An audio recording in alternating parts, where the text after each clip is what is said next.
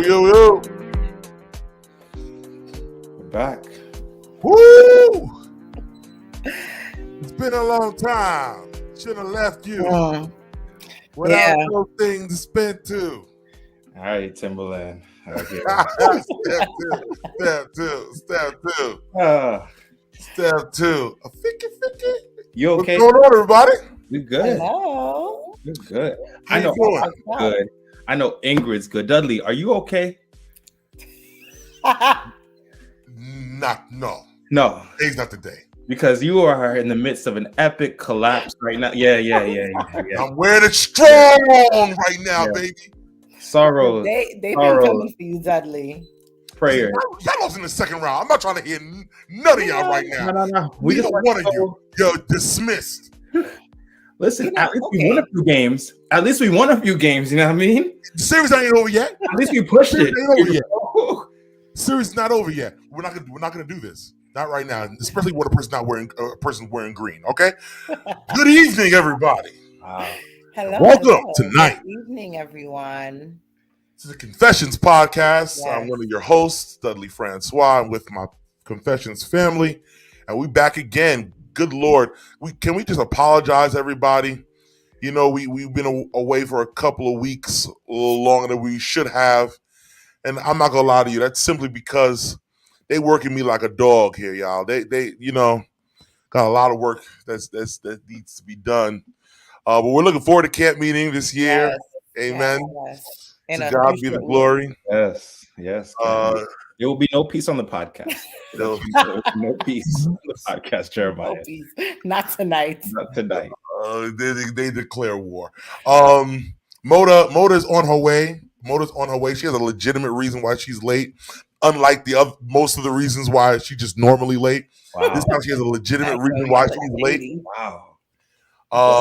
So don't get discouraged, all you Mota fans who's waiting for Mota to come on. Michelle's gonna be on in a quick minute. But we want to thank everybody for joining us tonight in what is going to be a great conversation. I'm looking forward to the honesty, to the transparency, to the illumination. And I just want to shout out Pastor Edsel Cadet for spearheading this topic tonight, and more specifically to our guests who we'll introduce in a second. Tonight, we're looking forward to our conversation that is entitled, What Should We Reasonably Expect from Pastors? And this topic came from, ironically, a post that somewhat went viral on Adventist Facebook. Adventist viral. Yeah, Adventist viral. And I feel like everybody had somewhat of an opinion on it. Yeah. And God bless these individuals who just feel the fact they don't hide from nothing. You know what I'm saying? They say it with their chest, dog. All the smoke. All the smoke. All that smoke. And, you know, one phone call, two phone calls came together, and we say, you know what, we just going to take this conversation, we just going to put it up so that everybody can hear, in hopes that not only do we clear some air on the necessary topic, but also that we gain some clarity and we move forward on perspective on how, you know, members and pastors and that relationship should be.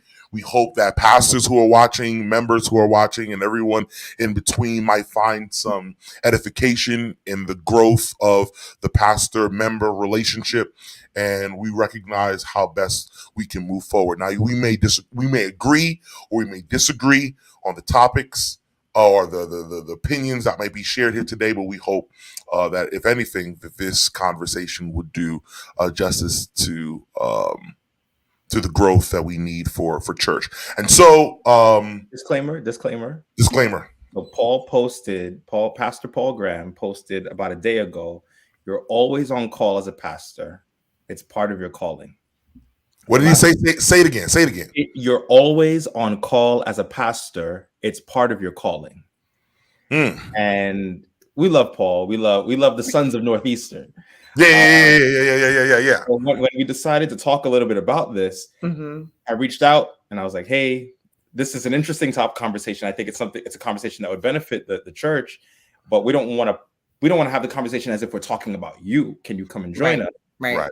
And he was like, man, he said his words were, I don't post for likes, I don't post for comments. I post to evoke thought, conversation, so that we can grow together as a community.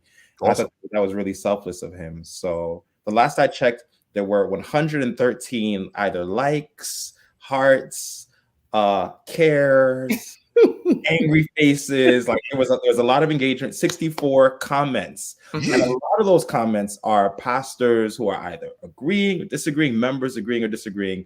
So just some context there. But Paul has released us. Pastor Paul Graham has released us to have this conversation. Awesome.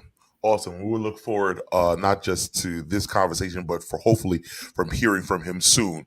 And that's because, as you've noticed with our topic, it's not just the topic, but that we have special guests. Yeah. And that is both Pastor Paul and Patrick Graham that's going to be with us today. And the reason why we wanted to have both is because even though Paul gave the quote on Facebook, I believe like Pastor Patrick is going through something right now in his season that I think is good. Now, I don't know if both sides agree, because it almost seems as if based on what Patrick is going through, he might disagree with his brother. Yeah.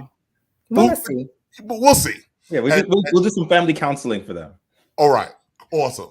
And so with this, I think it's important for us to before we even get into the actual conversation, we interview and all that different stuff, let's get just a quick round table, just around the circle amongst us right now. Pastoral care. Do you initially agree with that quote? How much do you believe a pastor is on call for his members or her members? Yikes. What do you well, number one, I think that most people are very unreasonable in their expectations of pastors, right?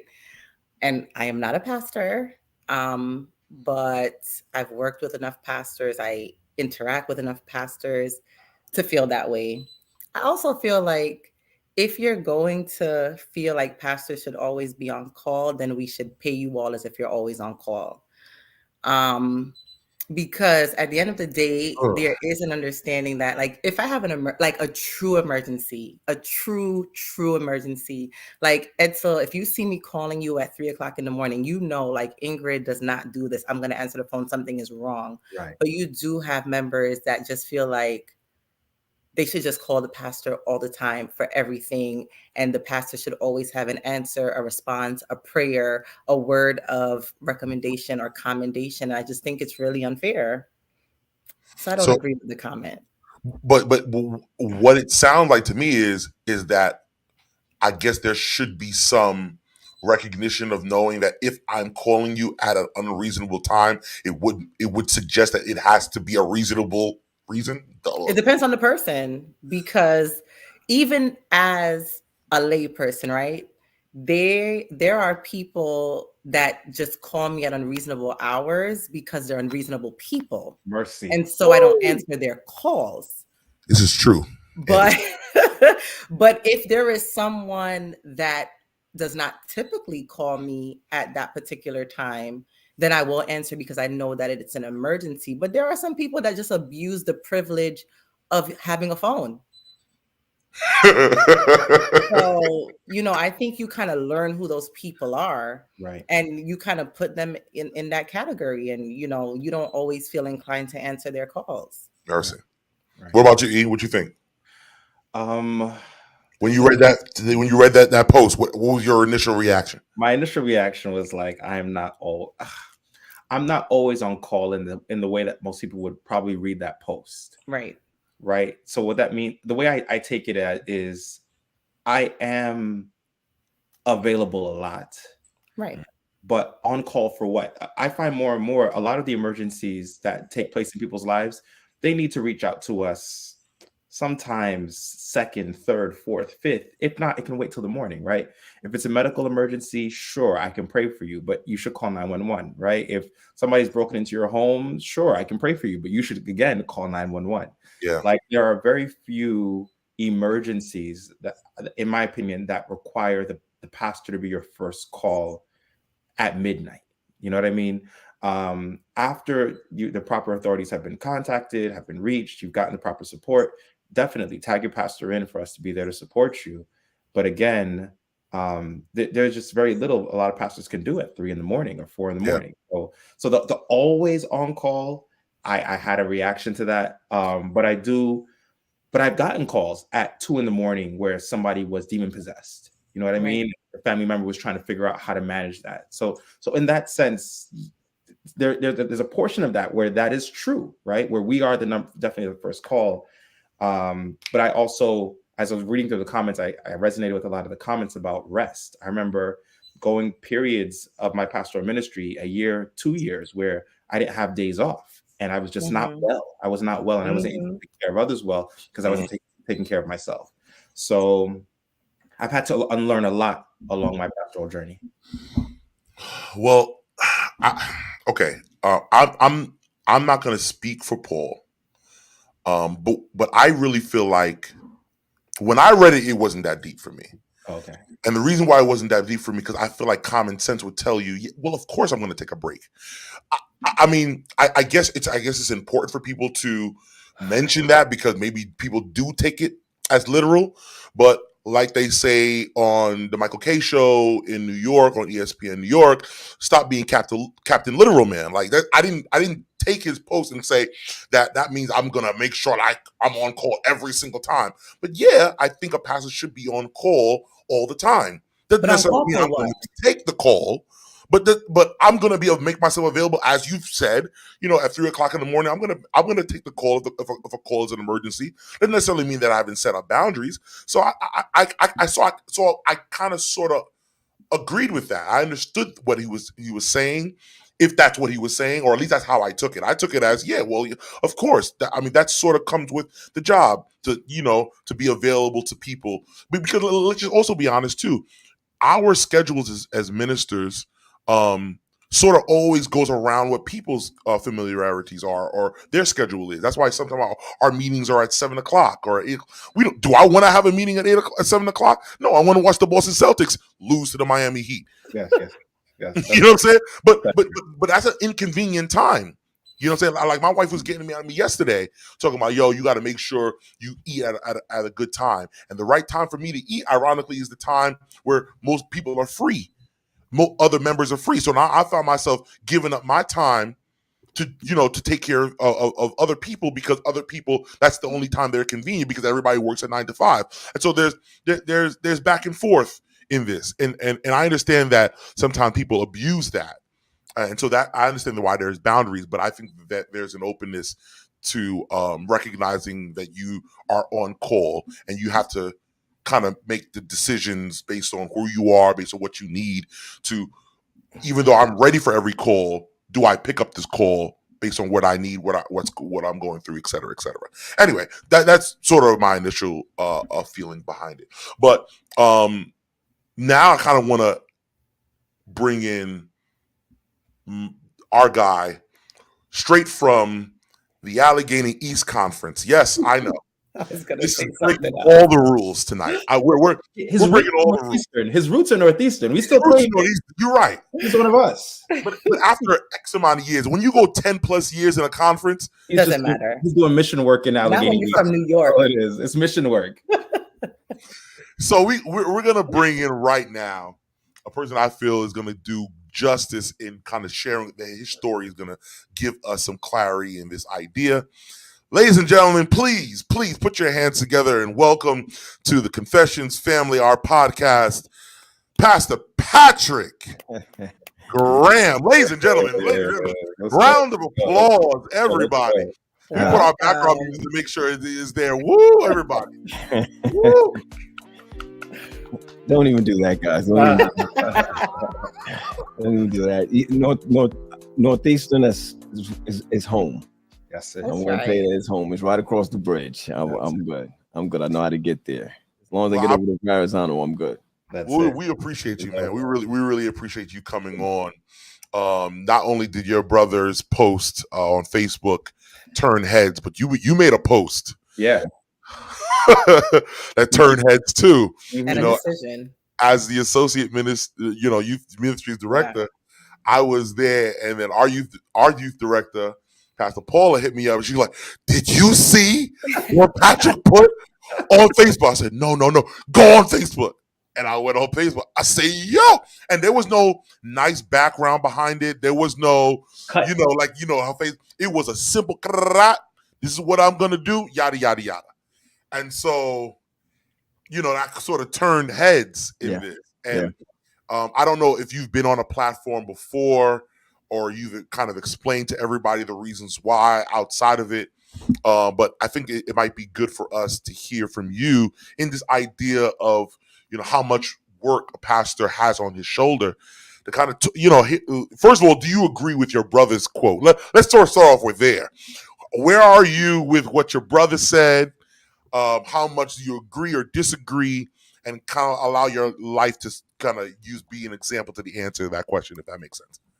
All right. Well, the first thing, let me just put it this way. The first thing is that I put an announcement out there that I'm no longer after July 30th, because I have camp meeting, Danny Davis.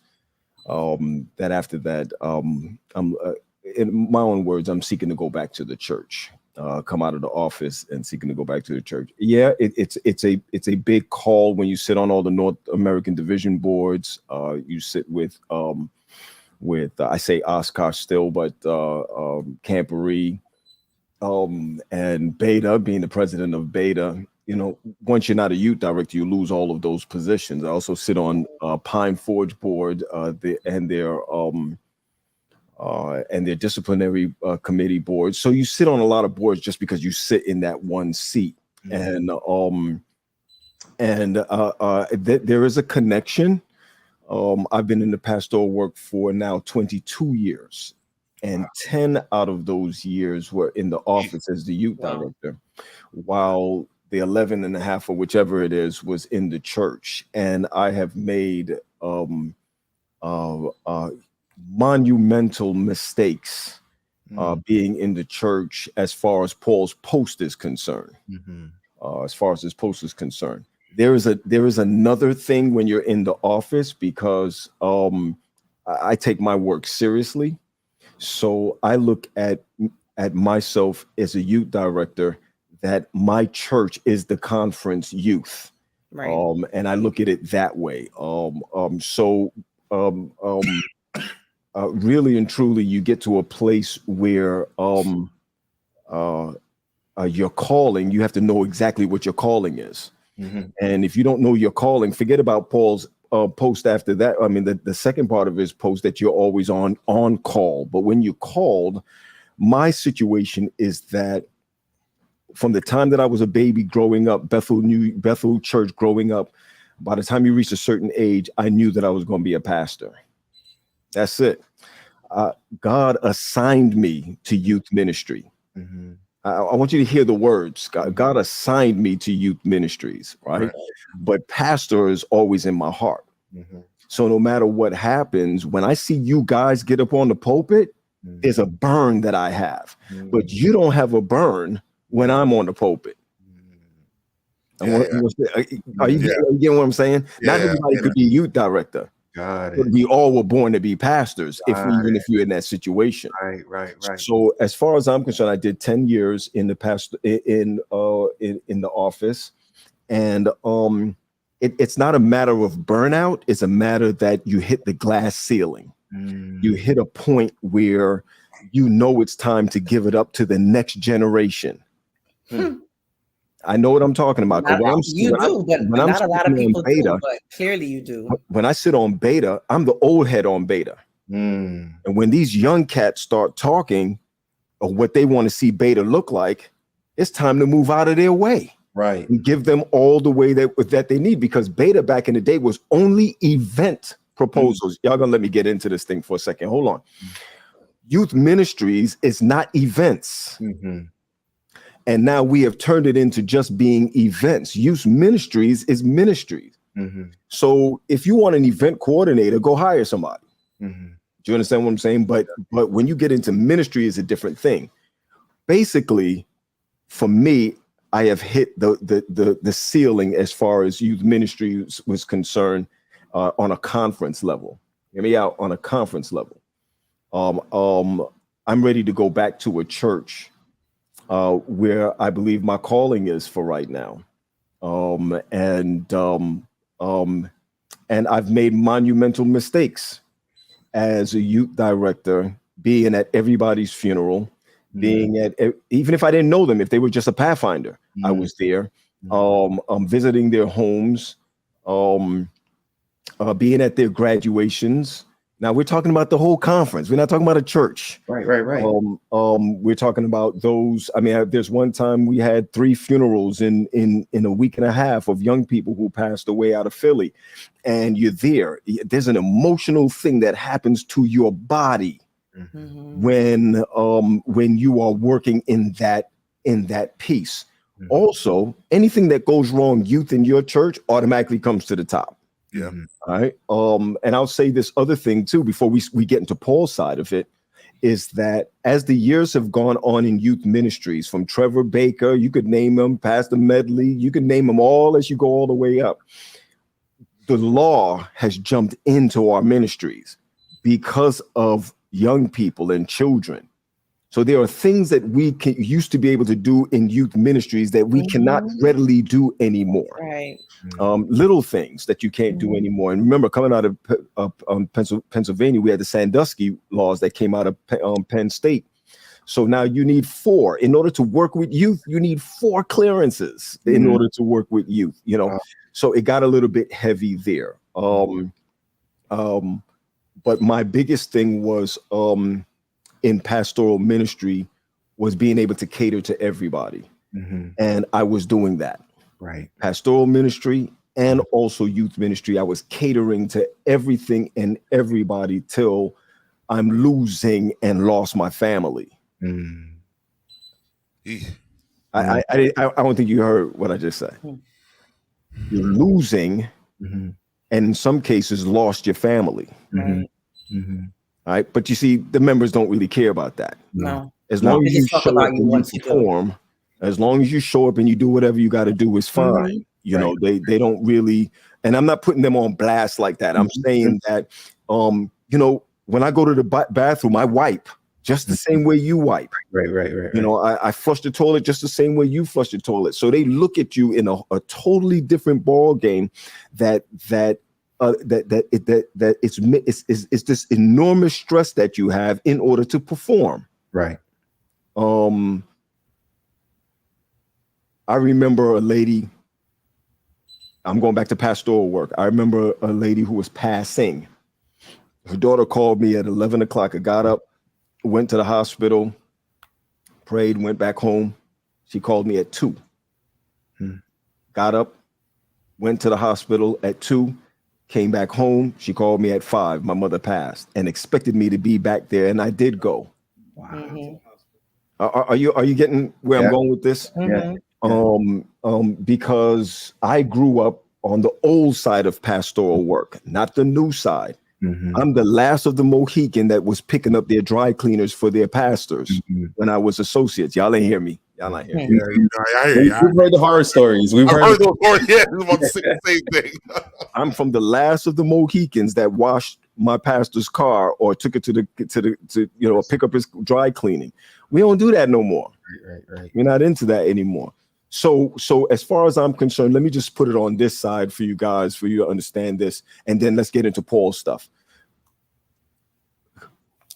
The churches have been hit with the pandemic, and we're using the pandemic as an excuse when youth ministries was dying before that. The pandemic came across to show us that the foundation of our churches are falling apart because we are not paying attention to the children and youth. Yeah. And so then everything is falling apart. And then now we want to find some type of blame to try to figure out why is it that our churches are not where they need to be, is because we are not paying attention to children and youth. We would rather have an 11 o'clock worship hour blazing than to rebuild Pathfinders, which is the only curriculum in Adventism that is the same and baptize. All right. So my thing is that I'm leaving this work in order to go into the local work to be able to do what it is that I believe God has called me to do. And we can get into other things. Me and Paul, we're a little bit different now.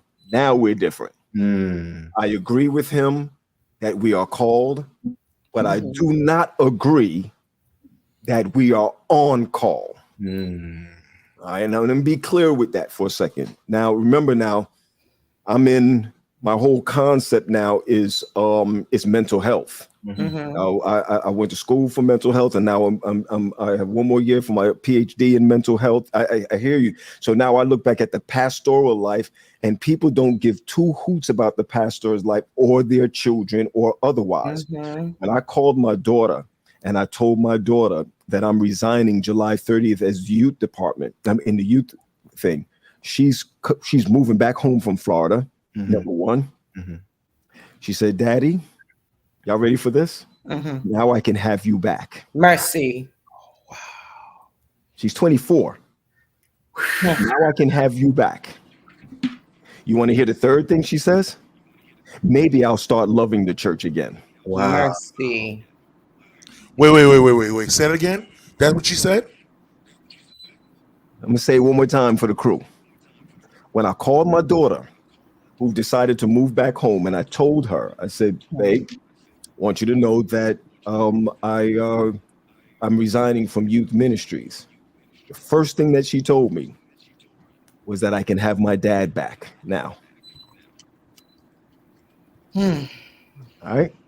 Next thing she said to me was, "Maybe I'll start loving the church again." Mercy. That's right. So do you understand the first piece that I'm telling you about? When I was always on call as a pastor, then I became on call bigger than that as a youth director. Yeah. And then now having to be able to turn around now and say this. And here is what I've said. My prayer, God, is to give me back what the locusts have eaten. Christ. Give me back what the locusts have eaten. So now, And I've talked to Paul about this even before he put the post up. I said to Paul, man, I don't even think I know how to pastor anymore because the church has changed in 10 years. Yeah. Drastically has changed in 10 years, right? So I'm at Miracle City, great church left by Dave Franklin. Excellent what he did over there. So I'm only over there preaching, but not pastoring. All right, I'm gonna let y'all go in a second with it. So what ends up happening now with me is that I have to remember this, that when I go back into the church, I still have to sleep at night. I gotta eat. I gotta wake up. Now, if I'm gonna be on call, I'm gonna be on call during a certain time. Right. All right. Now, one of the things that we have had a problem with is that people feel that they can call the pastor at any time, and we allow them to do that. You hear what I just said? Yeah. We allow them to make that move. Right. But then look at Pastor David Defoe. I don't know if everybody know Pastor David Defoe. Anytime he's in a church, he has office hours. If you miss his office hours, that's your problem. Right. You understand what I'm saying? But on the flip side of it, you have to be able to take care of you, because I did this purposely. I wanted to show you guys before we get through this. I want you guys to understand that 75% of pastors are extremely stressed out. Extremely. 90% work between 55 hours and 75 hours per week. Now, this is true stats. 90% feel fatigue and worn out every week. 70% say that they are grossly underpaid. 40% report a serious conflict once a month with a parishioner. Come on. Once a month with a parishioner. Now, none of this is saying anything about his family. None of it is. So I know that we stretched off coming away from Paul, but I do from what Paul posted.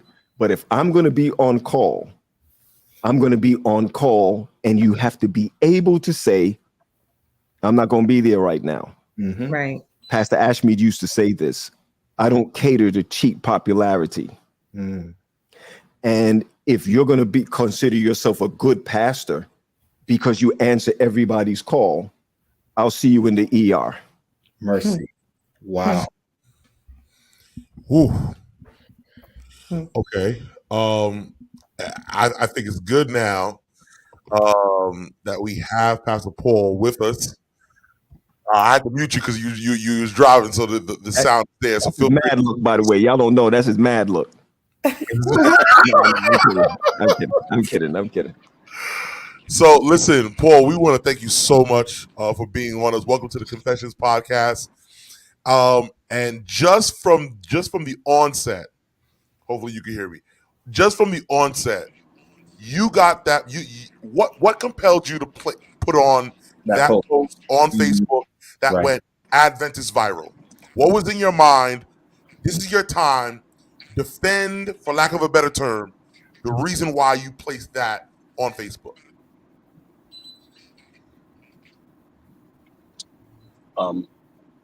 First of all, I recognize that I'm in a bad spot. So I don't know if you guys can hear me. Yes, yeah, we can you hear me? Okay. Yeah. I'm ministerial in my conference, part of ministerial. I've recognized that in a lot of conferences today, we have lazy pastors. Do you hear what I said? We have lazy pastors. I'm not scared to say that we have lazy pastors, but and I agree with everything that everyone is saying. I think that when pastors take on being called, you are called as a servant, not as a hireling. Sure. Do you understand where I'm coming from? Yes. So the conference is not worried about whether you're going to the hospital or not. The conference are worried about their goals from the churches. Sure. But we do have pastors who have to realize that we don't have a 9 to 5. And if we don't have a 9 to 5, then what do we have? Okay, I'm just sharing that with you, right? If we don't have a 9 to 5, then what do we have? For most for pastors who are in this industry for a long time, we even have family members telling you, pick up the so and so, go here, go there. You know you got time. Okay, so a lot of times we've got to realize that if we don't have a 9 to 5, then the call is your calling. Now, what I've been seeing is people basically posting, but retired, but they need a time off. I didn't say somebody's supposed to call you during your off day. That's all I was saying. Okay, I don't. Right. So someone, your church shouldn't call you on your off day. That's your off day. Or if someone is sick in the hospital, if you have that kind of grouping of elders can go. But there are pastors who want other people to be on the front line so they can stay where they need to stay. And I'm going to say this, right? And I'm not afraid to say it, that it makes the rest of us look like hirelings, right, instead of those who are called. You see where I'm coming from? Mercy.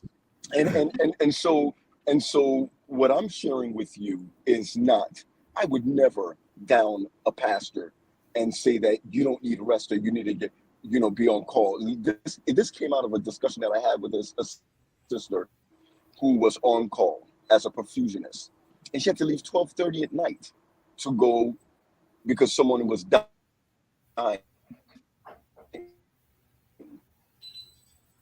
I told him he should have gone to someone was Starbucks. dying. She needed to do 30. Okay, so am I going in a little bit just now? Am I going in and out? A little bit. Go ahead. But you're back.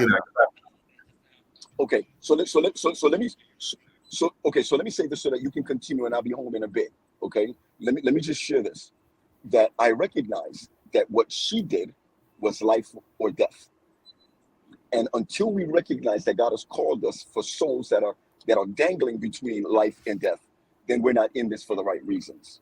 Yeah, I hear that. I agree. Yeah. So I am not speaking on behalf of those who are called to be servants. We are called to be servants. That's why no conference called you. No conference called you.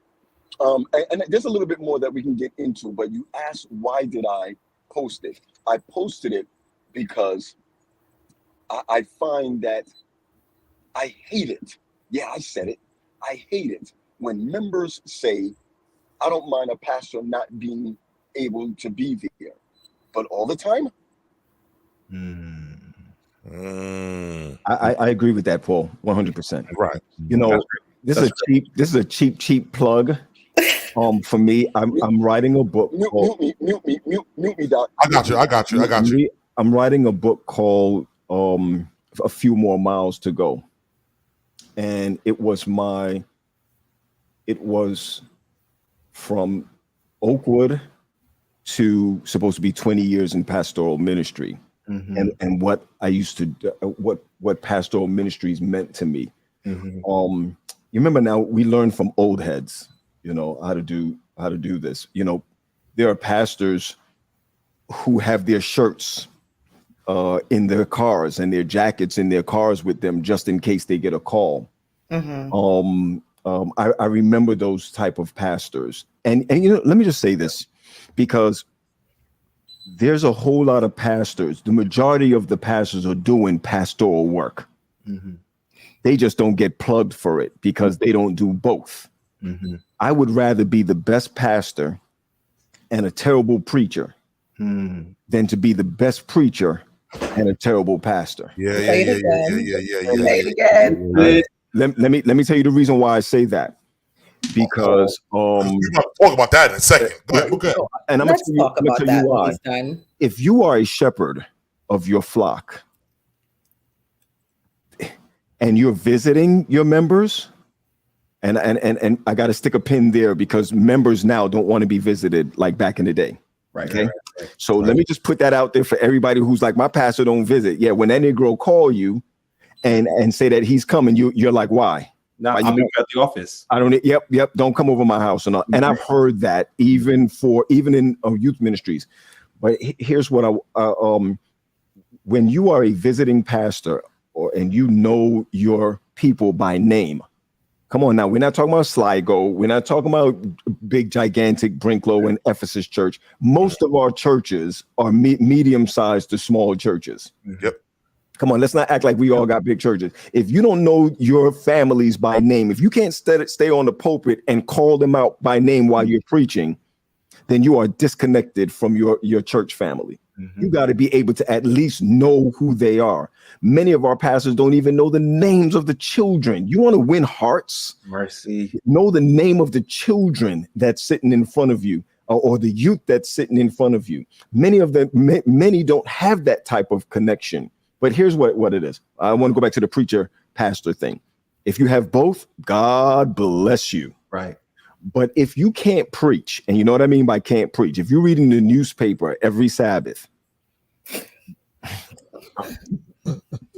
if you're going online right now, you can go to Chat GPT and it'll make a sermon for you. Yeah, I said it. You can, I don't know how you're going to deliver it because it's about the paper. It's about how you're going to deliver it. Right. But you can go to Chat GPT, write me a sermon on John 1. You could do it, right? But the people would love you and appreciate you more in your wax sermon if you are connected to them and their families in some way or another. Just do the job, do the work. Well, okay.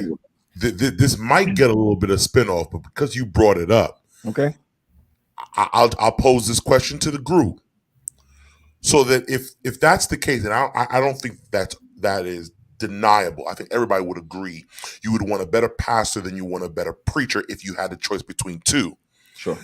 But then why does the group, organization, and even the body of pastors celebrate preachers instead of pastors if we want pastors more than preachers?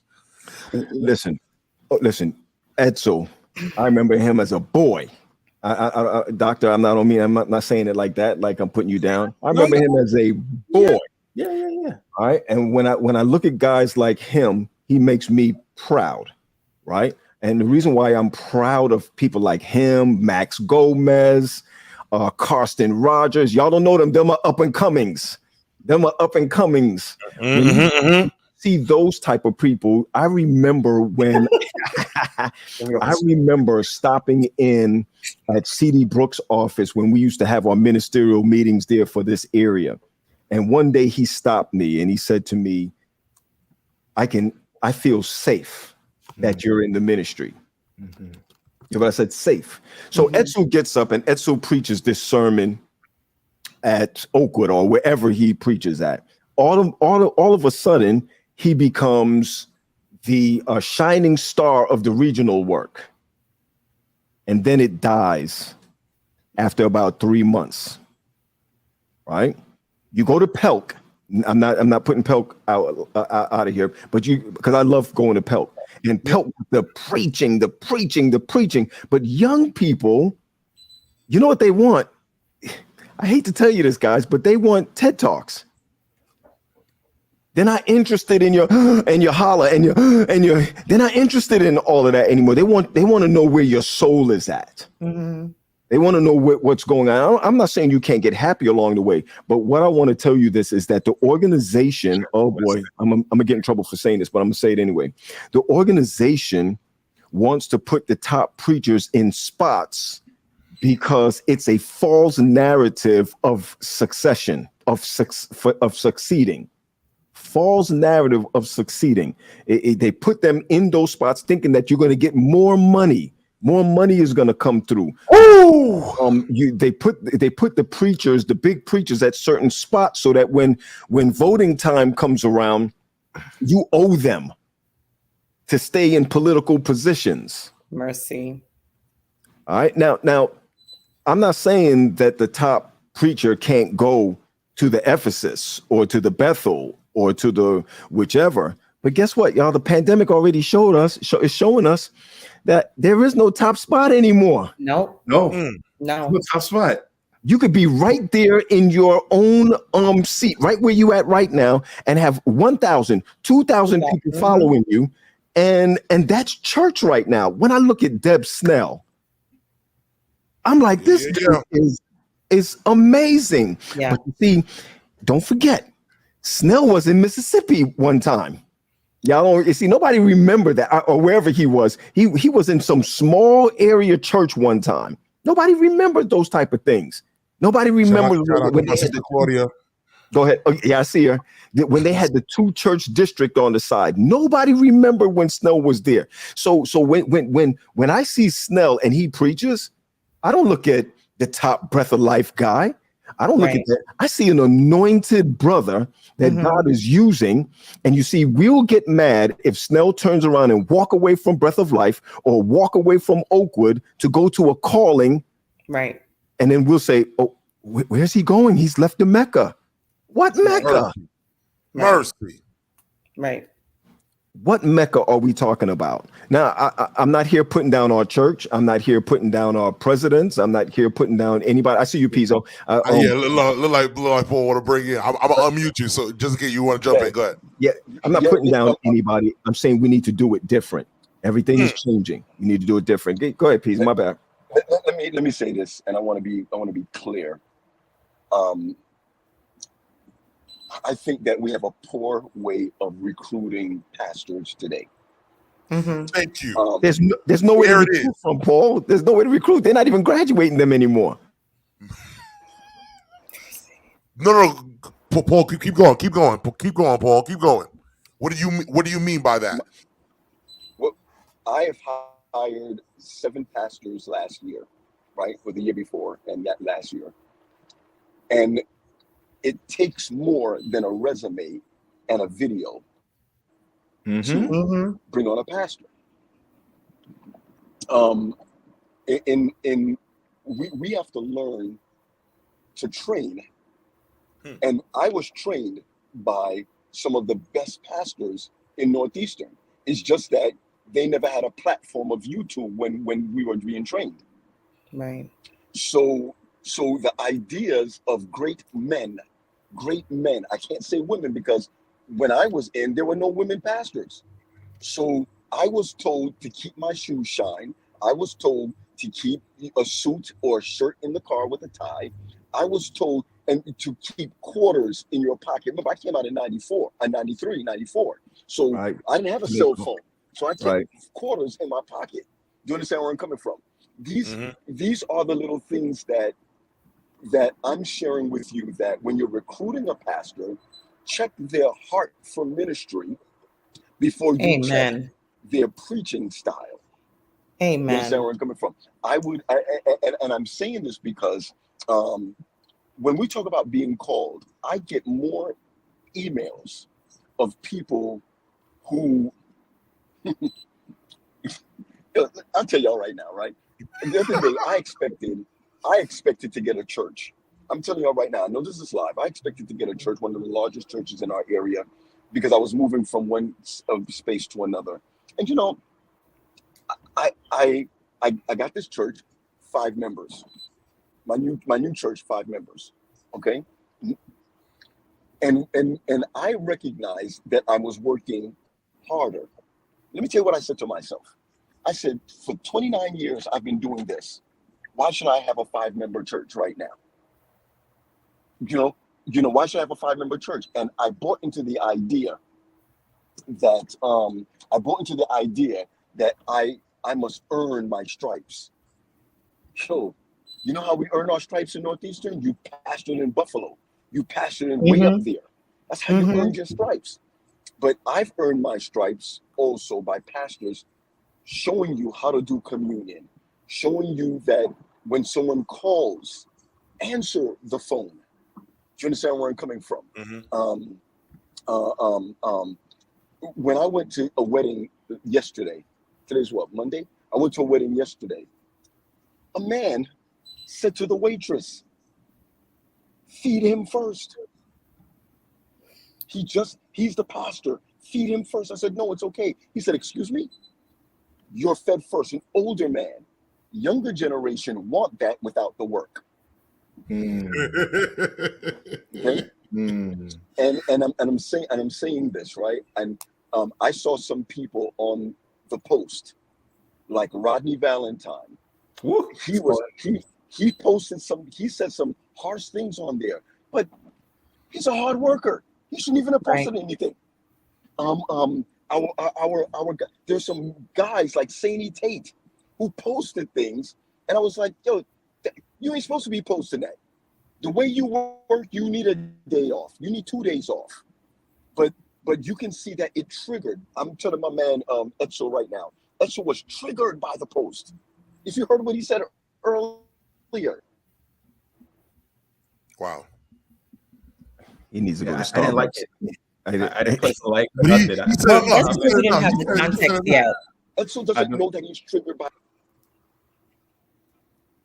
You triggered by something, bro. Yeah, it's not about. I'm triggered. Yeah, triggered. Listen, we don't even like that word triggered, but okay, we triggered. One of the biggest things that pastoral work has to be able to understand is that pastors are real people. Absolutely. Pastors, when they are stressed out, when we are stressed out, some of us don't smoke. We might drink. Some of us might not drink. We might smoke. We turn to behaviors that we would normally not turn to. And I know the first thing we all gonna think about is sex. That's the first thing, sex or money or whatever. We have certain behaviors that we turn to television and watch it all day just so that we turn to sports, watch it all day just to get away from the church life. Yeah, Boston. I got it. I knew it was coming. I got it. Paul, I'm about to take you off this stream. I knew it was coming.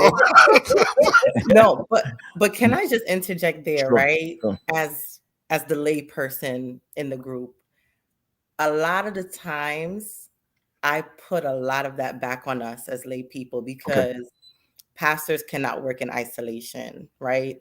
And I always say that pastors have some of the most difficult jobs because, listen, even at work, if I'm supervising educators that are trained to do their job and are getting paid, it is difficult. So when you're a pastor and you're training lay people who are volunteering their time for free, who have various educational backgrounds and understanding and work ethics, it is difficult.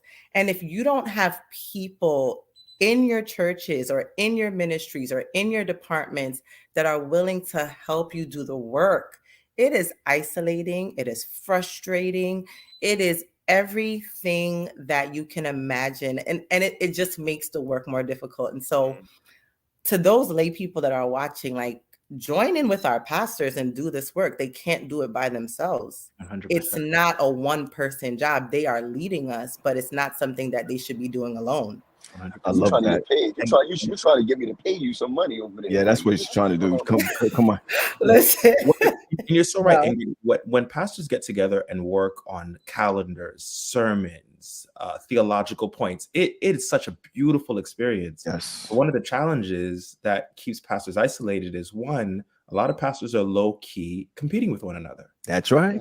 So there's this low-key competition of like who's outdoing who and who's getting what preaching gigs and what opportunities are there. And it's really unfortunate. It's something I think I see shifting a bit in our context, and I hope I see it more and more because I see people celebrating a lot of the preachers that would be called like the top preachers, the top pastors. They're being celebrated by other pastors, and I think that's a really beautiful thing. Like Pastor Edsel Cadet, who's the main the baccalaureate speaker at Oakwood University this year. Let me share this with you. If you look at some of the pastors that have 30 people in their churches, but you're watching their YouTube and it may have 2 or 3 people on there. Remember now, we don't have top preachers anymore. We have top platforms. And say that again. What is a top platform? Say it. Talk about that. Well, you got to look at. You have to understand that there's a guy named Johnson. His name is Damian Johnson. Pat, you know Damian Johnson in Seabrook Church. Yep. Okay. Damian Johnson is one of the best preachers in this area. It's just that his platform is not to 8,000 people or to 2,000 people. So if you have a platform, you could have a basement, preaching from a basement, and your platform is 8,000 people, Right. then you're going to be quoted. You understand where I'm coming from? So you got to understand that when you move from a certain place to a certain platform, I can preach the same sermon at my church right now that has 70, 80 people in there. I can take that sermon and preach that same sermon at Andrews University, and people will quote from me because of the platform. But let me also say this. Let me also say this. I'm not taking anything away from anyone. He should have stopped at Starbucks. So, I mean, I keep saying, but here's the thing. Let me add this. He just talked about Damian Johnson. I went to my father's house this week, and my father said to me, Pastor Johnson just called to see how we were doing. Wow. All right. So he's never going to get the accolades for that. Yeah, he's never going to get the accolades for calling his members and not because tithe is dropped or anything of that nature. So there are people who are doing their work. Mm-hmm. They're just not, the baccalaureate speaker of you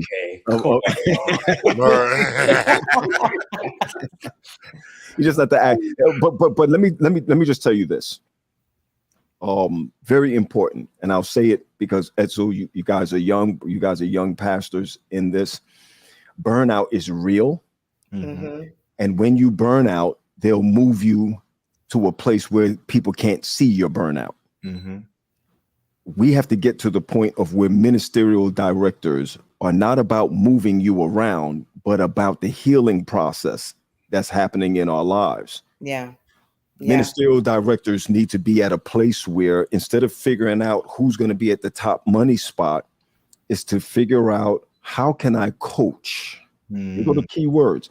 How can I coach pastors to be better pastors without losing their children, without losing their family, and without losing their soul? Nobody talks about the pastor's soul. Everybody just talks about what is it that they can do in order to bring more in. That's why you find a lot of, let me tell you something. My biggest mistake was hanging out with a bunch of millennials.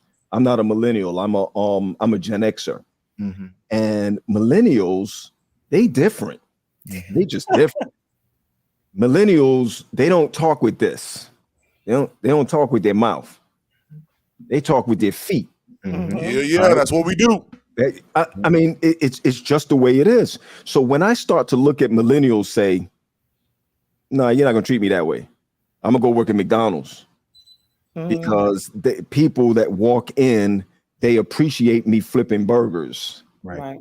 The problem is that when I come and I talk to your family or I help you with something, you don't appreciate what I'm bringing to the table. I'm not saying that there's a new type of ministry. It's not a new type of ministry, but there needs to be some type of appreciation for the work that is being done. And so yes, that's right. Somebody said, she said that we know our worth. And I get that. I appreciate that. One of the things that we need to be able to do, I got a book here that says, I see it. What if God wrote your to-do list? Wow. What if God wrote your to-do list? Right?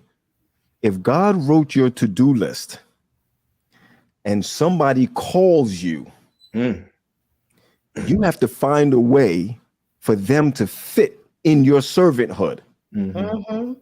You heard what I just said? You got to find a way for them to fit in your servanthood. So if somebody calls me at 1, I got a call in the 2 o'clock in the morning that the bed was levitating. Mercy. Negro. Yeah. Now I have to ask myself the question, am I going to go over there? Are my sins forgiven? Okay, come on. Yeah, you're right. Are you ready for that assignment? Are you ready for that? Are you ready to go in there and sing that thing out? Are you ready to go in there and pray that thing out? Are you ready to go in there? I got that call where I said, I got somebody for you. But tonight, that person ain't me. Are you understand? Now, and you have the other ones where there are people who this is true, who sprained their ankle. And they're calling you to the emergency room because they sprained their ankle. Wow. Meanwhile, I need to pick up my kids at 3. And I'm telling my kids, wait in aftercare because I got to go to the sprained ankle before I come home. Now I'm flustered. So the kids are in the back seat while I'm driving. And I'm upset about what just happened. And when I should have been taking it out on brother so-and-so with the sprained ankle, I'm now taking it out on my kids. Right. Are you getting what you see? This vicious cycle that's going round and round and round and round. I'm spending one day. My little daughter said to me, I'm telling you, she's a something. She said to me while I was in pastoral work, Daddy, you pray different with them than you pray with us. Mercy. Because some of what we do is performative, Doc. Some of what we do is performative because it is expected. Yo, listen, I prayed and I asked God, give me back what the locusts have eaten. That's all I'm asking for. Give me back what the locusts have eaten. And I'm not saying that my time and all of this, I'm not saying that. What I want to tell you guys is this, and those who are listening to this, pastoral work, if you're not called to do it, you're going to burn out anyway. 100%. Period. Because this work is a selfless work. But your family is your first church. Your family is your first of everything. When that starts breaking apart, you're going to start giving the church more than you give your family. And I'm going to tell you what's going to happen with that. Then listen, let's just be real about this. Then the demons see what you're lacking. Come on, y'all. And let me tell you something, guys. You want to get into it? I know time is rolling, but I'm going to tell you this. Most of my anxiety, depression, came from church work. My goodness. Yeah. Okay. Yeah. I used to pull up to the church before I made the turn. I had to throw up before I got into the church. All right. Listen to me, guys. When I got to that place of, first of all, my wife's trainee, I can't beat her. But when you get to the place of being at a place where you want to lash out on your children and lash out on the kids, and I used to drive and stop at a stop sign at stoplight and fall asleep because I'm trying to figure out, is Sister so-and-so gonna like me if I go ahead and call her back? It's draining. So I'll stay up all night trying to figure that thing out. It's called approval addiction. And I was suffering from approval addiction. So that was the first 11, 12 years of my life. Then God healed me from it. And I went back into youth ministries. And by the 4th, 5th year, I'm back into approval addiction again. So I'm going through this vicious cycle of going right back to where I was in the office when I was in the church. So here I am now. If the president don't say you did a good job, now I feel like, oh, maybe I didn't do a good job. If they don't hail you up like everybody else, now you feel like you're right back into this thing again. And I'm going to tell you, God showed me, and I'm not trying to be funny. Let me tell you this. God showed me it was time for me to go.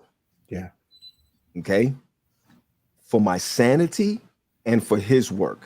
And may I never repeat that again. So I don't care if they send me to a tiny church or they send me to a big church.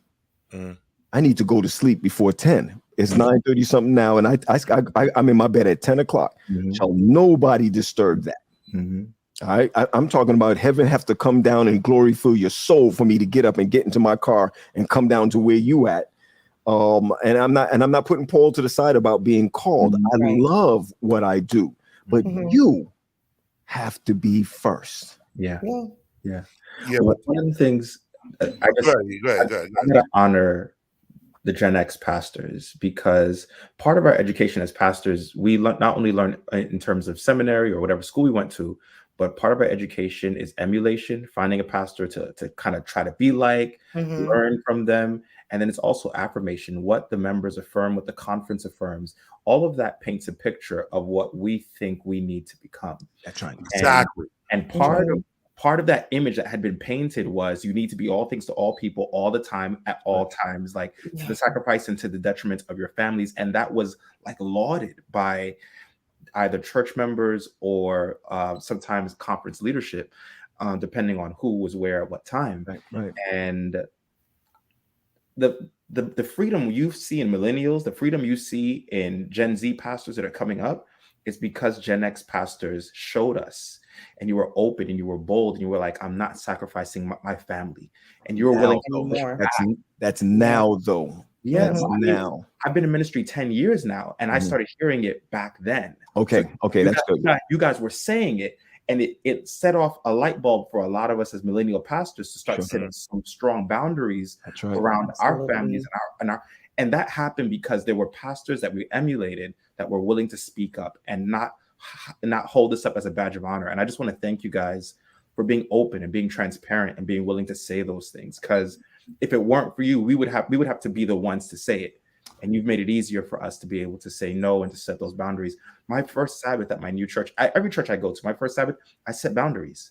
I let the church know these are my boundaries. These are my days off. This is date night. Don't pass messages to my wife. Like, I let them know. I set the expectation, and I let them know I'll be there.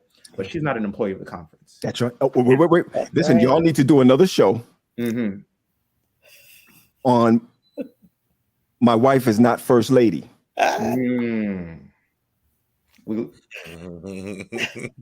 got to come back. And you got to come back. I don't even want her to come back.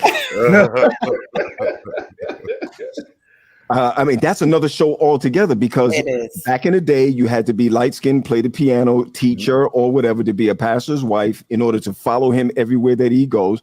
The new pastor's wives now are like, Negro, please, I got my job. Right. Listen. I'm probably one of the only ones in a while. I have never moved my house. I've never left my house from the time I got into pastoral ministry. God bless. She works for the government. You know how that go. And so she ain't leaving until that all happens. Oh, yeah.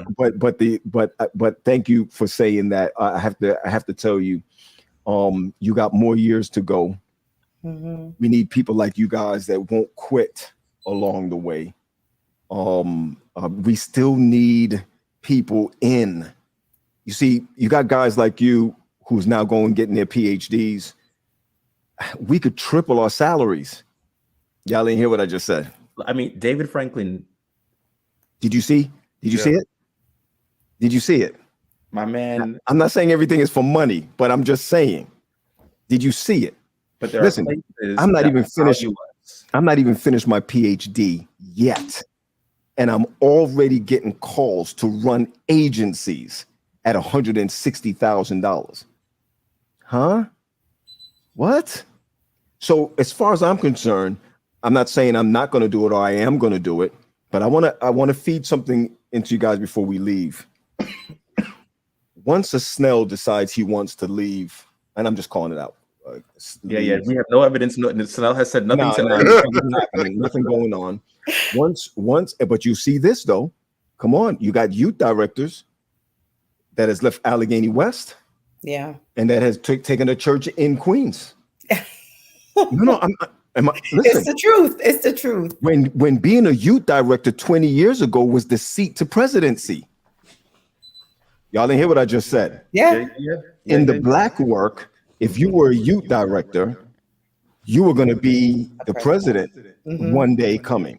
Now you got youth directors that say, hold on a second. I'm circling the globe in my conference. I can't even rest. So here's the thing and the reason why I brought up Snell or people who leave. The worst thing that comes to us is that when we decide to leave, people say, why he leaving? I got more people talking about, he leaving because something happened.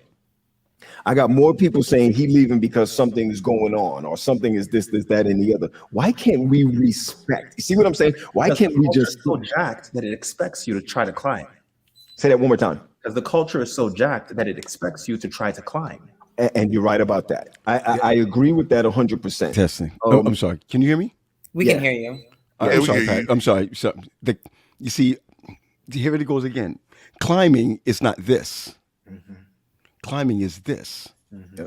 And I, again, here's the issue again. And I was listening to you all as you were going on. Here, the issue that we're having now is that the ministry is now about who's here and who's here, who has this and who has this.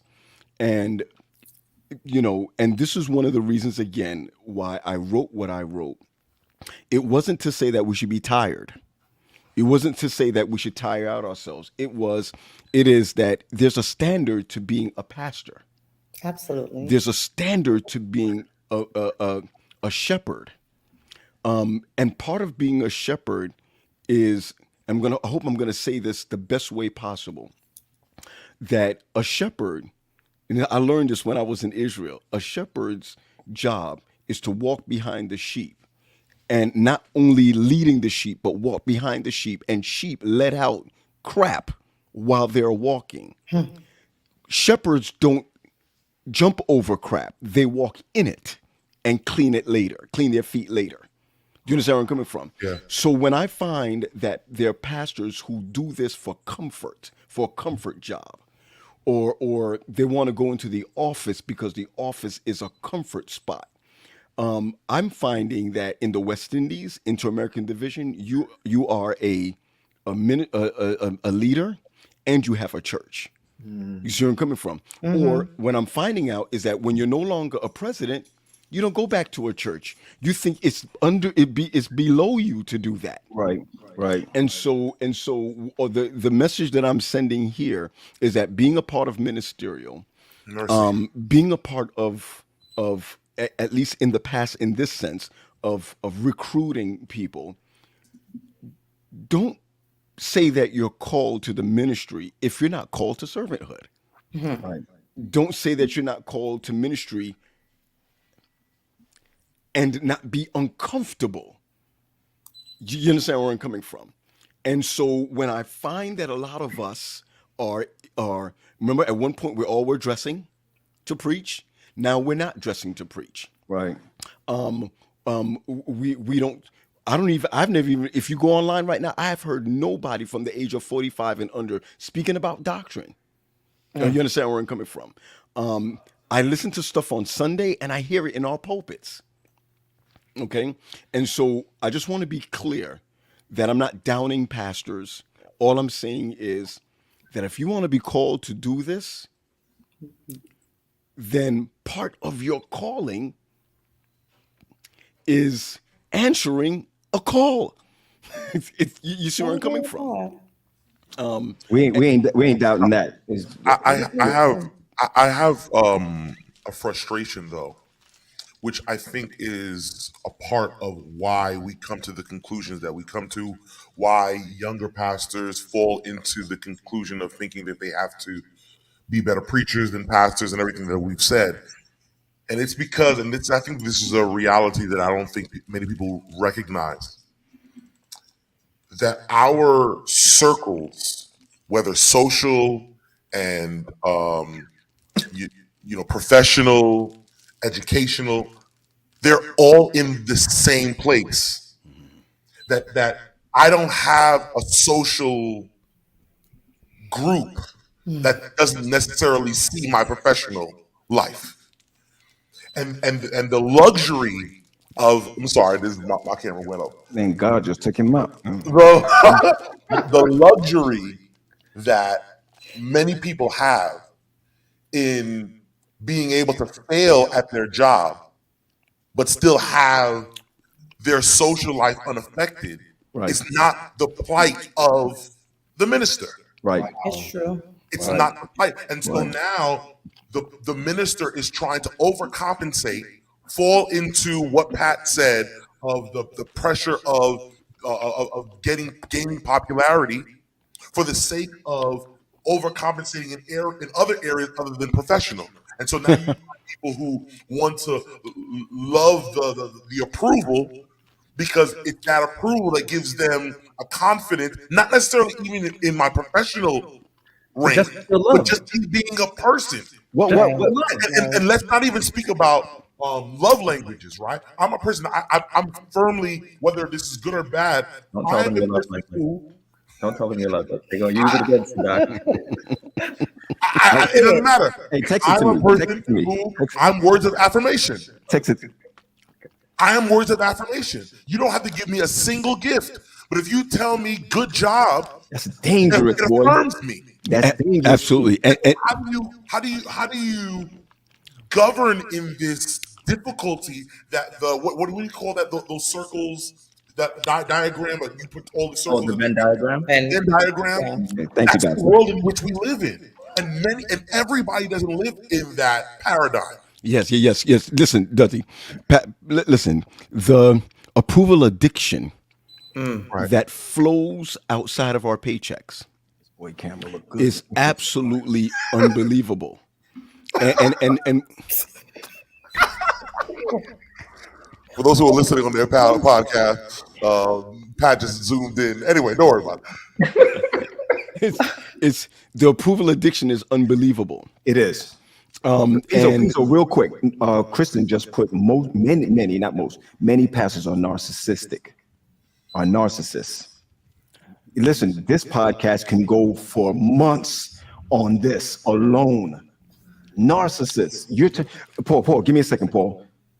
Ingrid was just talking about how pastors can listen. If you put together a team behind a pastor, I was talking to Max. I was talking to Max Gomez this afternoon, and I wasn't trying to be overheadish with him. Got some great plans in his 2-church district. 2-church, I said. This dude just got off of Oakwood and he got a 2-church district, right? And I said to him, pray. Make sure you pray, because God is not talking to the elders of the church. God is instructing the pastor of the church, whether he's this, that, or the other. He's instructing them. When you put together a team, Ingrid, like you were talking about before, it's going to take the church. You don't have to ask for those people who protect the pastor. People will always protect the pastor. They will always protect your children. They don't have to like you, but they will protect you. They don't have to like you. I know people who don't like the pastor, but they love them. that's right. Right. That's key. That the is key. key. It's key. And I'm gonna tell you another thing. The pastor don't gotta like them either. That's right. But you gotta love them. As a shepherd, your job is not to like the people. it's Your not. job. Let me tell you something. There's a man. He's actually going to Breaklow now. His name is Pastor Harris, Marcus Harris. He was a mentor of mine when I was having problems at the Columbia Church. I can say it. No big problem. No big. And he gave me a little book that says The Way of the Shepherd or something like that. It's a small little book. And I read that book. I learned that it wasn't time for me to move to my next district until I loved the people who I believed at that time hated me. As the shepherd, when they have those maggots in their nose, as the shepherd, is your job to go back in there and clean it out. Okay, it's quiet now. It's quiet. As the shepherd, that is your job. So when they talk about, breaking the oil and oil runneth over, remember, theologians, that oil is really there when you pour it out on them, so that the maggots and all that could come out of their ears and their nose, and you got to go behind it and clean it out. If you're not ready to do that as a pastor, you are not ready to do the work. Yes, listen. Let me say this. It is a fact, right? It is a fact that pastoring is a lost art. It is. Okay. It is. And sadly enough, there are pastors who run their churches like Hitler. It's a fact, all right? There are pastors that are not good to look at. as people who are, are into the work. I remember when I first started the ministry, this brother told me, he said, the one thing about ministry is that you can always get away with messing around with a woman. I remember that. He said, your schedule is so beautiful. Your schedule is always the way your schedule is. And I said, I'm 23 years old, and that's what you're telling me? Seriously, 23 years old, and that's what you're telling me. And I recognized right after that what works for me as a pastor is setting my schedule. Because if I don't set my schedule for the week, or I don't set my schedule for the day, man, I'm done. You know what I'm saying? I'll be outside gardening, or I'll be at the mall, I'll be at so-and-so, whatever. It becomes my free day. And I really think that one of the hardest things that we have in ministry today are pastors who are able to say, this is what I do. We're ashamed of what we do. A lot of us are ashamed of what we do. We'll be in circles and won't say that we're pastors. We're getting doctorates. I'm going to share this with y'all. I ain't scared of y'all when I say this. We're getting doctorates that has nothing to do with your growth as a pastor. Nothing. Or they're not even using it. That's what I meant. You can't use it. You understand where I'm coming from? And I'm saying this simply because that I love pastoring. I do. One of the mistakes I think we make is that ministerial. I'm going to say this: ministerial in state conferences know what they're doing. Ministerial in regional conference, they are not on par. I mean, Northeastern.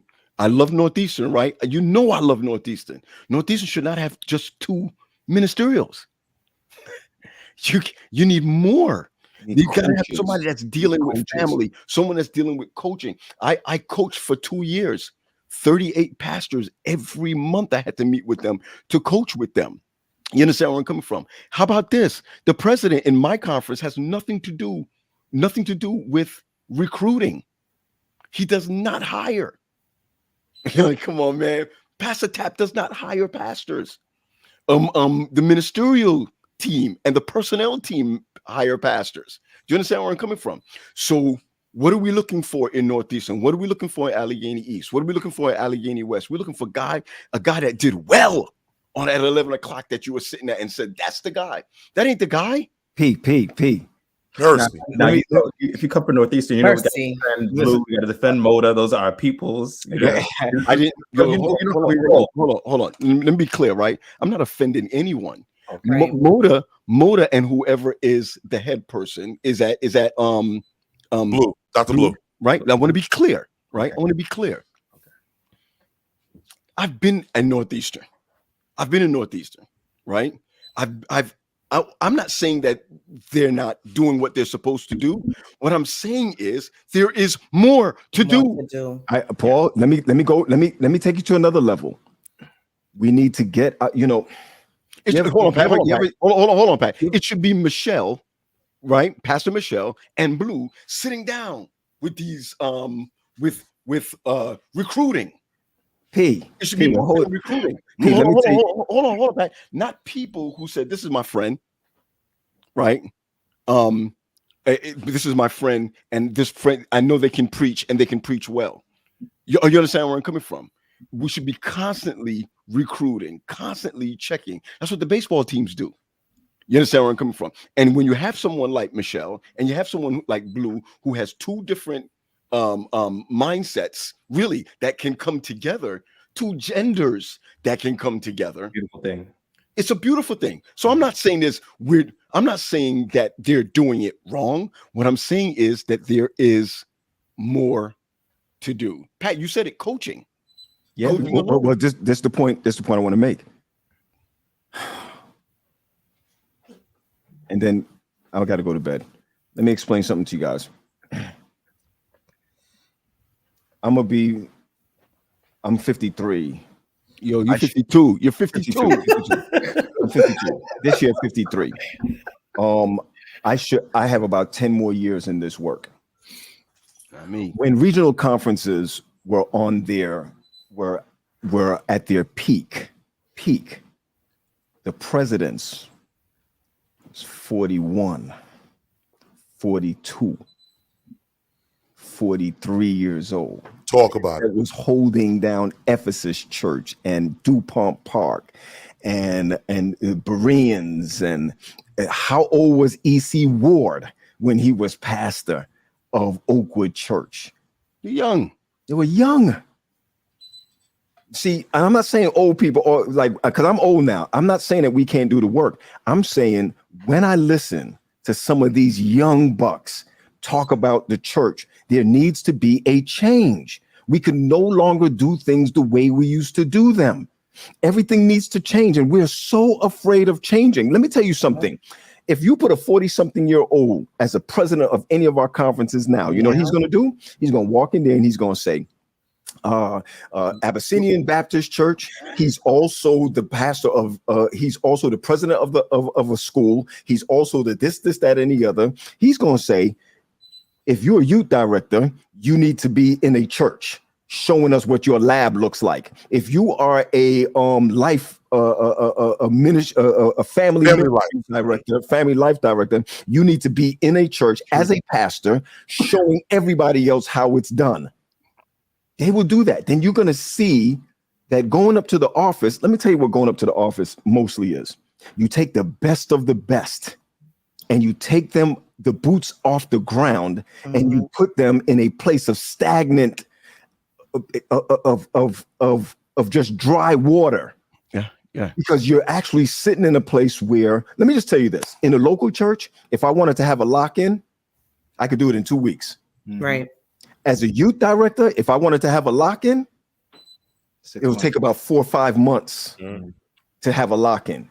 By the time you want to have a lock-in in those 4 or 5 months, the interest is over. Absolutely. I said I was going to write a book on youth ministries, and at the bottom of it, it says how to build your AY. This book will self-destruct in 6 months. Wow.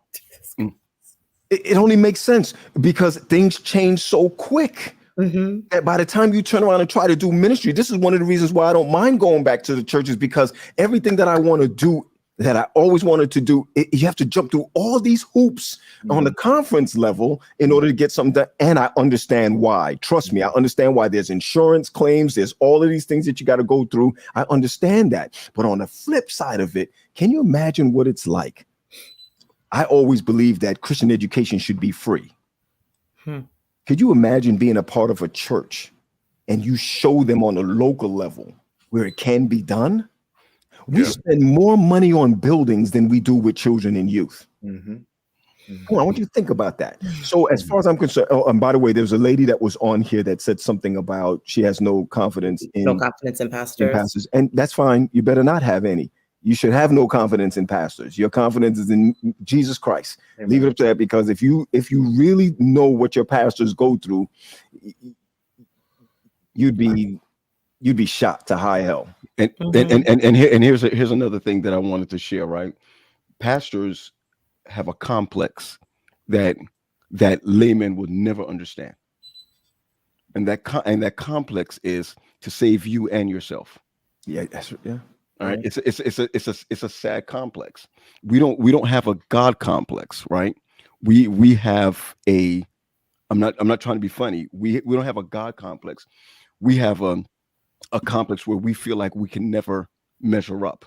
And it's true. But you see, here's the crazy thing is that it's also imposter. We can, of course it is. The issue that we have is that we're not able to, I want you to hear this is what you said before, Edsel. We're not able to talk to each other and be vulnerable with each other as pastors to say, this is what I'm feeling, this is what I'm going through. You're right. We don't have that. And I'm going to say this again. If Michelle was on, if Dr. Blue was on, I know Dr. Blue very well, right? I think workers meetings and it's really pastors meetings, right? But workers meetings should be a place where more breakout sessions are happening. It should be a place of where they're teaching us how to budget certain things. There's so many things that we should be doing in workers meetings or in pastors meetings that will help us to be on par with our members who are way up here. Yeah. You understand where we're coming from? And this is what I love. I love when members say things like, yo, get rid of that camera, Paul. I love my pastor is not using that laptop anymore. My pastor's not doing so. So if I can look good at my job, our church can look good also. You understand where I'm coming from? Yeah. They help you. So I'm gonna go back to my original statement, right? And I Here want go the call. Here go the call stuff coming. Here we go. This is where it was. I don't know if I should have stopped at Starbucks, Patrick. Right? But so I'm grateful that you gave me the call, and I'm honored. You got to make the stink face. Pat, this is their podcast. This is not Okay, my fault. snack time. Time with the grams. Yeah, and listen, we're gonna merge it. We're gonna just my issue that I'm having right now, why I wrote what I wrote, is that even sometimes I get tired. Yeah. And I'm going to say this to you all because I can say it. And Ingrid, maybe I'm going to bypass you when I say this. I need to reach a place in my life that I recognize that I'm called by God and not a conference. right. My stress is not necessarily people. Mm-hmm. The stress is hierarchy. Are you understand where I'm coming from? Mm-hmm. And so I want us to get to a place. I want to get to a place where if I should lose my job tomorrow and not moral issues or whatever, if I should leave and go into teaching, or if I leave and go and, dig up dirt, I'm not trying to be funny, that I recognize that I'm still called. You understand where I'm coming from? The expectations does not come from the conference. The expectations come from the people. Yeah. And Edsel, you are magnificent when you say, when I go to a new church, I lay down expectations. And set boundaries. And set boundaries. Yeah. You want to know when I set boundaries? I started setting boundaries in December. I had no boundaries at Restoration Praise Center. None. People came to my house at 3:00 in the morning with their issues. I had none. Oh, you understand where I'm coming from? And the only reason why I was able to hold my family together is because if I didn't go through a situation 17 years ago, I would not have realized that my family is my first church. Do you understand where I'm coming from? Other than that, I probably would have lost my family to approval addiction. So this podcast, this opportunity to speak about why I wrote what I wrote is because I believe that if you're called to ministry, whether you're getting a paycheck or not, you are a servant, but not a foolish servant. No. Yeah. You're a servant, but not a foolish servant. One other thing, Ingrid. Thank you, Ingrid, for setting us as pastors at ease, okay, with the fact that sometimes you got to recognize Stress management. that it's us, it's lay people. It's lay people. In my new church, no Mondays, no Mondays at all. Do you understand what I mean? No Mondays. Right. Somebody called me and I was like, no Mondays. No Mondays. Do you understand where I'm coming from? Yeah. We have to be consistent. Yeah, Absolutely. We have to be consistent. Yeah. No I matter what. want to. Go ahead. Sorry. Go ahead. I've been talking. No. First, let me just give a shout out to my pastor because I know he's watching, and he was asking. Oh, there he goes, Dr. Michael Harvey. Yeah. And he was asking if you had a matrix of what a pastor should look like. I thought that was an interesting question, but I just want to say that one of the things that I've recognized as a lay person that has worked with many pastors, especially in Youth ministries, man, is that I know, right, as an educator, it's a completely different ball game, right? When I was going through my divorce, I didn't have to worry about, am I going to lose my job? What are people going to say? What are they going to ask me? The What's world going to be on mine? world I don't don't care about play. any of that. You know what I'm saying? I was able to walk away and still keep my dignity, my pride. Some of my colleagues even encouraged, man, we ain't even know you were divorced. That's how deep it was. Right, exactly. So I really commend pastors for the work that they do with having lives and spouses and children. And that's why, I'm cool with all of you. You know what I'm saying? True. And you already know one thing I will never do is speak about anything that we speak about, because that's our business as friends. And I really hope that there are more people that are genuinely befriending pastors, because pastors need genuine friendships. Yes. People that they can trust, people that they can go to when they're having a rough day, just like we need people we can go to when we're having a rough day at work, or when, you know, we're having a difficult day with our spouse, our children, or whatever the case is. So, Wow. you know, I just really commend all of you, and I'm glad that I can be a source of support and a friend, you know, and anything else that I need to be, you know, to support your ministry. I have a question just before, because I know you're done. And I checked out your other podcast. Y'all were done in an hour and a half, and we're done. We're does my beloved Northeastern have free counseling for pastors, therapy for counseling? Yes. Beautiful. Yeah. I'm going to say this. Mine too, by the way. Okay? Right. I'm going to say this, right? Mine too. I heard you. Right? I heard you. I'm going to say this. The administration that I've seen happen at Northeastern in the past years is phenomenal. It is phenomenal. You looking for a job, P? No doubt. No, because Chris and Josiah is on. I'm Yeah. coming. 23. I was 23 years old, and I'm not sure how I made it. 23. I'm in my 29th year of ministry, and I'm not sure how I made it. Patrick has liquor at his house. Me, I ain't no liquor at my house. They might be Prozac or one of those, but they ain't no liquor at my house. Honestly, guys, I really do want to thank you for, you know, you were the first ones when I decided that I was going to put it on Facebook, and that's not the first place I put it. I've talked to my, you know, some people put things on Facebook first. Facebook was my fourth move. So I don't want anybody to think that I just threw it up on Facebook because I was mad about something. Right. That didn't happen. The sad part about it is that my character or my personality made it seem as though something happened.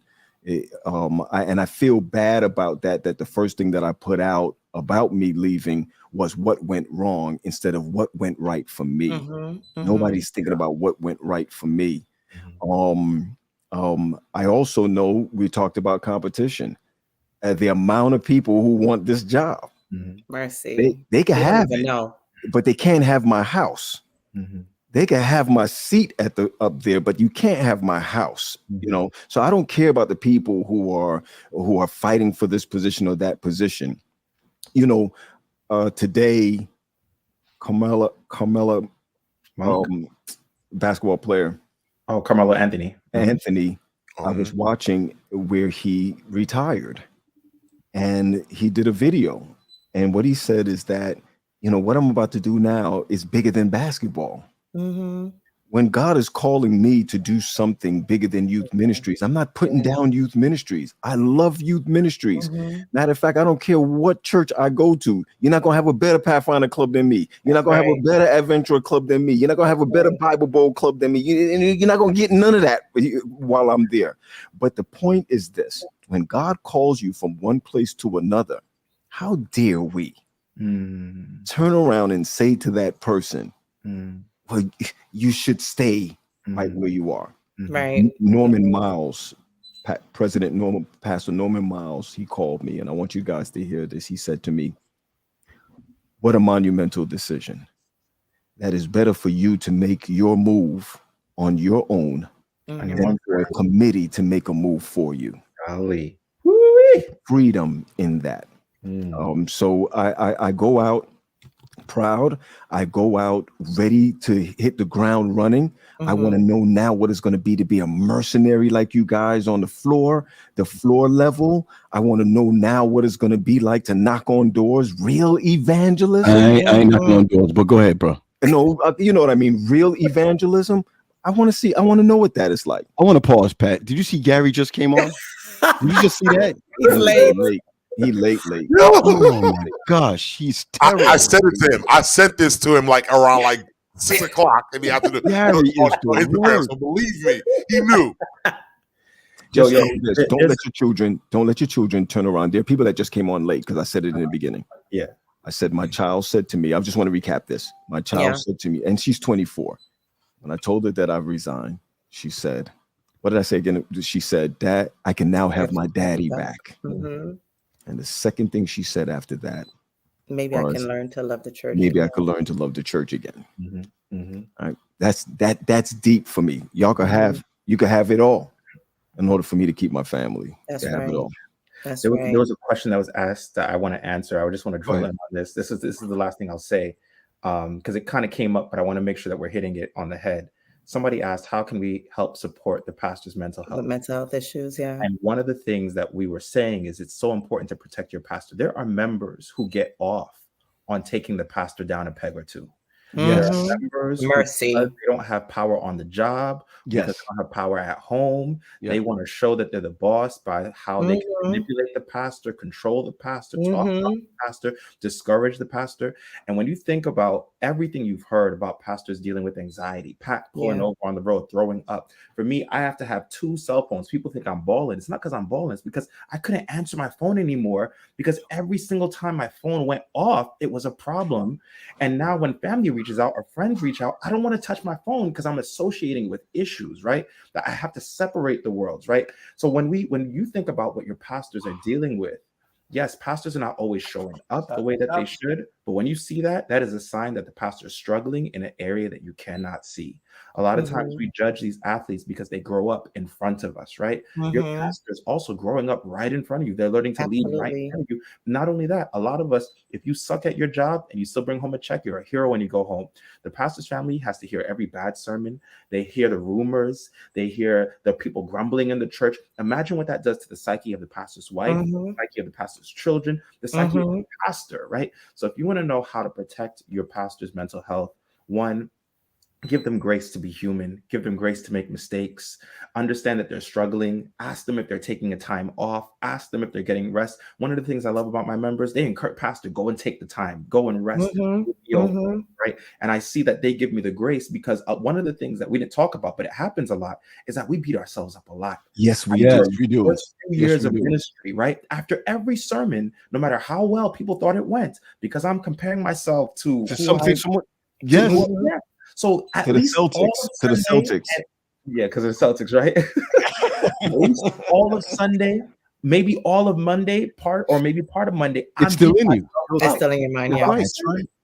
I'm beating myself up. Meanwhile, I got to care about other people. And then maybe Tuesday gets around. It's like, okay, here we go to try again to do this thing that I don't feel like I'm so great at. I'm still learning how to lead. I'm still learning how to preach. I'm still learning how to do all of these things. And you're not yet where you want to be, right? And so wait till your style changes. Mercy. Right. Wait till your style change. You're just in it 10 years. Yeah. Wait till your style changes. Or wait till you put away certain things, right? Like, and start doing other things that was not in your. Yeah. Okay, you understand where I'm coming from. And I'm going to tell you, Pat your family goes up. That's it. And here it is, right? We've got to also realize whether you are a female or male spouse of a pastor, they get tired. Yeah, they don't want to hear it. I mean, they don't want to hear it. And churches no longer church for them. Edsel was landing the plane, and we went back. I'm sorry. Yeah. So we just, Well, all I was saying was, be that person. Edsel, we heard you. You're very, very articulate. We heard you. Okay. Here's one thing, because some people want to be the pastor's friend, and they don't know how to hold in tension the honor that comes with the role and the humanity that's underneath at the same time. Yeah. And I think Ingrid is one of those people. You're excellent at that, Ingrid. You know how to see a pastor's humanity and let them be who they are. And at the same time, when you see them in church, you're not trying to call them by their first name. You're not trying to, pull rank. She's a true armor bearer. You know how to hold them up. She's a true armor bearer. And support them. And then not play one against the other. To realize, like, just the same way we're preaching to the congregation, we're preaching to ourselves. We have the same problems as the people in the pews. Edsel, can I say something? I'm going to mute myself. And I'm done. This was authentic. This was authentic. When I saw Edsel's name on speaking at Oakwood, well, I'm serious. I called you, right? I said, you called. I said, yo, dog, you on mainstream. There's nowhere to go. Paul, there is nowhere to go but up and up with Jesus. Where do you go from there? My whole face was hurting me because I was like, this dude went to Mecca. He spoke at Mecca. And all I could say was, I was so happy. I was so happy. And can I tell you something? Who did that to me? Medley did. Medley did the same thing. When I spoke at Oakwood for baccalaureate. Oh, did you? Yes. Oh, I want my youth ministry job. I'm on Edsel's level, baby. I'm on Edsel's level. Oh, snap. I just didn't get camp meeting for Northeastern. Hold up. Let me call my people at Pelk. Let me see if I can get a seat over there or something. Hey, if you want to preach somewhere, go down South Florida. They got like 5,000 people who show up down in South Florida. Facts. Ain't no doubt about it. Hey, listen. But Oakwood is Oakwood, man. He got his 3 stars. Close, Pat. Okay. No. He took his melatonin and everything, right? So he's about to fall asleep on camera. And he didn't just. Listen, I'm already in a bad mood from yesterday. Don't listen. I just want you to know I'm upset about Miami, so I'm with you, okay? I'm with you. I just want you to know. And Edsel got a nice church where there's a chicken spot right down the street on Blue Hill. You already know. I already know. You know. Oh, snap. He eat meat? My God. Don't tell nobody. My man going to hell in a handbasket. Above all else, I think this conversation is a conversation that can continue. Obviously, there are so many other things we can begin to start to say. Just because, also, I think the conundrum that millennial pastors and pastors that hopefully are coming after us are also considering the idea of, man, do I even want to stay here as long as Pat said I'm going to be this and I'm 60 years old. And that's a reality in front of us too. The whole idea of what pastoral work looks like is changed, not just in how you do it, but the longevity. Yeah. Some people may not necessarily want to be in this work simply because of how much it takes a toll on you. And the reality is, you begin to start to ask yourself, man, is all this stuff worth it? And is your calling a call that's called for a season or it's called for a lifetime? Yeah. My man went black on that. Lord. Yeah, he went black. So it looked like we were about to go through. He said it and went black. It's like he dropped the mic and the video. Yeah. Thanks, everybody. I'm gonna tell you this. This was therapeutic for me. You don't understand. This is the first time that I've opened up. Pat's not drinking since 2 weeks. Yeah. And it's therapeutic for me. I don't have to smoke weed. I don't have to drink. I just want to say that Ingrid's skin is flawless. Yes. Yeah. Just black. That's the way it's supposed to be. That's well, listen. Lord have mercy. All right, that's our sign. We got it. We're signing off. Yeah, because right now it's about to go downhill. Yeah. The viewership is going to go up for the wrong reason. We're done.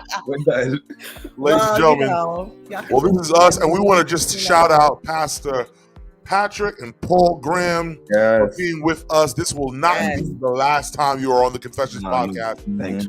Well, thank you so much for your honesty, your transparency, and for just edifying the folks tonight. Well, this is it. This is us signing off. Mota's not with us. I thought she was gonna come in late. That's the only reason why I was coming on. Yeah, so we're gonna figure out where Mota's at. You get Paul off. This is about to go downhill right now. That's the only reason I was coming. Ladies and gentlemen, thank you so much for tuning in. This is the Confessions podcast. Go Celtics tomorrow. Don't get swept. We out, folks. Thank you much. New York Knicks forever. New York Knicks forever. Knicks, good night. Knicks, baby, Knicks. Orange and blue skies. Knicks, dead Knicks.